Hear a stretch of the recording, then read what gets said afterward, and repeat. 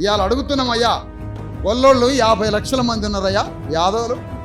ఓ గ్రామంలో గొల్ల రెడ్డి గారి కాళ్ళకాడ కూర్చొని ఆయనకు ఓట్లు అమ్ముకోవటమో, లేకపోతే ఆయన కాడ బానిసలాగా ఉండడమో, లేకపోతే ఆ ఊరిలో గొల్లోళ్ళు ఓ రెడ్డి గారి కిందనో రావు గారి కిందనో ఉండాలా?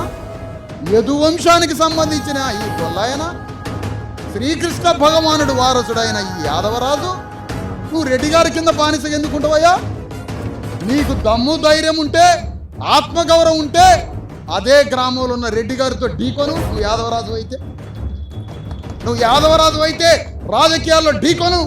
నువ్వు యాదవ, అఖిలేష్ యాదవ్, తేజస్వి యాదవ్ అని వాళ్ళు యాదవ్ అని పెట్టుకున్నారు. బీహార్ని, యూపీని రాజ్యాన్ని పరిపాలించారు, యాదవ్ అని పరిపాలించారు. కాబట్టి ఆ యాదవ్ అని పెట్టుకున్న దానికి వాళ్ళకి అర్హత లభించేది.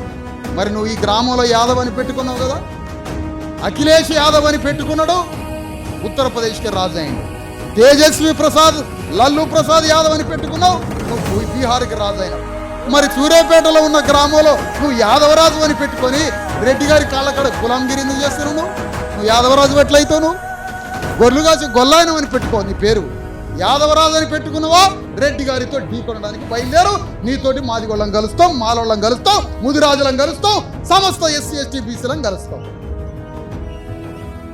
అదేం లెక్క? యాదవరాజు అని పెట్టుకుంటాడట, రెడ్డి గారి కాడ గులాంగిరి చేస్తాడట, రావు గారి కాడ గులాంగిరి చేస్తాడట. నువ్వు యాదవరాజు అయితే నేను రేపటి నుంచే చెప్తున్నా, నువ్వు యాదవరాజువి అని పేరు పెట్టుకున్నావా? నువ్వు యాదవరాజు అని పేరు పెట్టుకుంటే నువ్వు యుద్ధం చేయాలి, లేకపోతే నీ ఇంటి ముందు ధర్నా చేస్తాం. నేను ఖచ్చితంగా ధర్నా చేస్తాం. అదేంటంటే మరి యాదవరాజు అని పెట్టుకున్నావు కదా, రాజ్యం కోసం రా, పోరాడదాం రా, రాజ్యం కోసం యుద్ధం చేద్దాం రా.